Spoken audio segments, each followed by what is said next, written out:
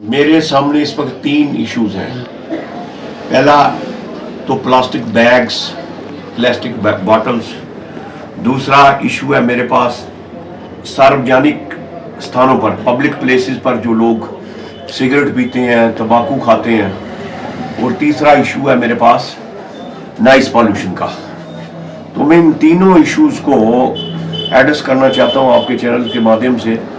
हमारी जो एडमिनिस्ट्रेशन है, खुसूसी डीसी साहब और एलजी एडमिनिस्ट्रेशन जो ऊपर बैठी हुई है,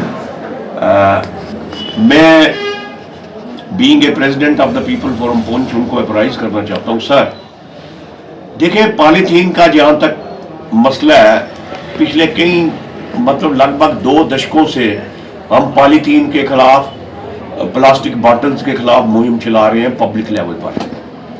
आप देखें जितने भी यहाँ पर नाले हैं, उसके अलावा नालियाँ हैं, या पब्लिक प्लेसेस देखेंगे, आप देखेंगे बाई लेन्स हैं, वहाँ देखें चोकिंग हो रही है। किसके कारण हो रही है? प्लास्टिक बॉटल्स और प्लास्टिक बैग्स के कारण।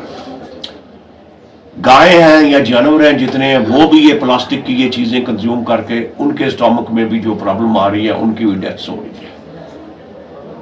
तो मेरी सेंट्रल गवर्नमेंट से, एलजी सरकार से गुजारिश है कि सर ये नॉन डिग्रेडेबल ये जो प्लास्टिक की बॉटल्स हैं या प्लास्टिक की आइटम्स हैं या प्लास्टिक के बैग्स हैं, ये अगर यदि आप जमीन के नीचे गाड़ देंगे, ये हजारों साल उसी तरह रहेंगे। ये एक ऐसी मेहनत पूरी दुनिया को वेस्ट ने दी है, जिसको इंडिया ने कॉपी किया है।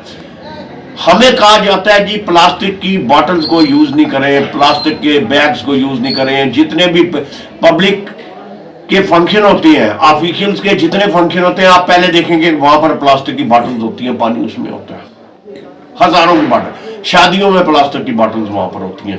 नॉर्मल एक यहाँ पर कल्चर बन गया है कि हर जगह जो ट्रेवल्स करते हैं लोग प्लास्टिक की बॉटल्स लेते हैं। तो ये कितना बड़ा मेहनत बन गया है, ना कि हमारे लिए, पूरे विश्व के लिए तो बना ही बना है, भारत के लिए खुसूसी तौर पर। क्योंकि मैंने बायोलॉजी में पढ़ा है कि human beings they can not survive in their own waste. हम अपना वेस्ट इतना इकट्ठा कर रहे हैं तो हमारी मौत इसी में हो जाएगी। तो इसलिए मेरी मोदी सरकार से गुजारिश है, एलजी से गुजारिश है, सर प्लास्टिक के ऊपर आप कहते हैं जी ये नहीं होना, यूज नहीं होना चाहिए फलाने, लेकिन ये जो प्लास्टिक की जो फैक्ट्रीज बनी है जहां से पॉलीथीन बैग बनते हैं, ये प्लास्टिक की बॉटल्स बनती हैं या बॉटलिंग होती है, वाटर बॉटलिंग, क्या आपने इन पर कोई कड़ी कार्रवाई की है? क्या प्लास्टिक को रोकने की कोशिश की गई है? नहीं की गई है। तो हमारे लेवल पर हम, क्योंकि हम देखते हैं एनवायरनमेंट पूरा तबाह हो रहा है, पूरा बर्बाद हो रहा है वातावरण हमारा इस प्लास्टिक की, और आग लगाते हैं तो आप देखते हैं इसमें से जो गैसेस निकलती हैं, दे आर सो पॉइजनस कि एनवायरनमेंट को पूरा बर्बाद कर देती है। तो डीसी साहब काइंडली आप जो है ये तो रोकना तो बड़ा मुश्किल है, कम से कम प्लास्टिक के ऊपर, प्लास्टिक बैग्स के ऊपर ये चेक जो है वो रखना जो है वो बहुत जरूरी है। क्योंकि उससे क्या होगा कि कम से कम हमारा ये तो पता चलेगा कि यहां कोई काम हो रहा है। तो मेरी एडमिनिस्ट्रेशन से गुजारिश है कि प्लास्टिक के बैग्स और प्लास्टिक की बॉटल्स को चेक किया जाए।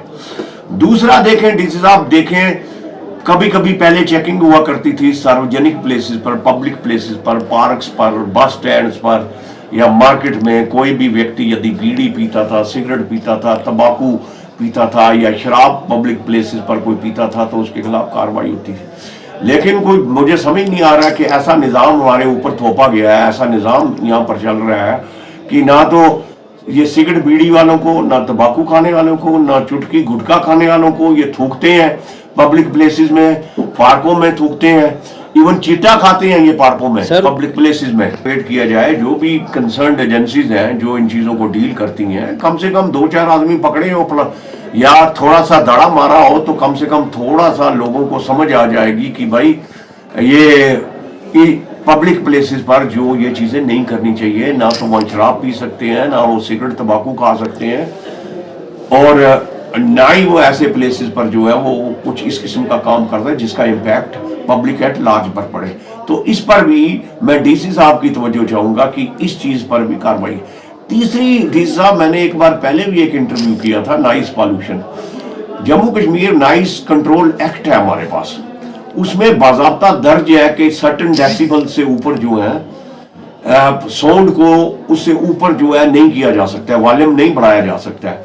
लेकिन बदकिस्मती है यहाँ पर इस कदर नाइस पॉल्यूशन है, आप जहां मर्जी जाए, मंदिर में चले जाएं तो 10 स्पीकर लगे हैं, गुरुद्वारे में चले जाएं तो 15 स्पीकर लगे हैं, मस्जिद में चले जाएं तो 20 स्पीकर लगे हैं, सार्वजनिक प्लेसेस पर जाएं तो वहां स्पीकर लगे हुए हैं। सर कि देखा गया कई स्कूलों में भी काफी साउंड स्पीकर बड़े बड़े लगाए हुए तो दी जाती है। बिल्कुल हर जगह लगा हुआ है। वो बच्चों के एग्जाम शुरू हो रहे हैं, कल से 12th के भी एग्जाम शुरू हो रहे हैं, 10th के एग्जाम है, 11th के हैं, कॉलेजेस के स्टूडेंट की हैं। ये इतनी डिस्टर्बेंस है।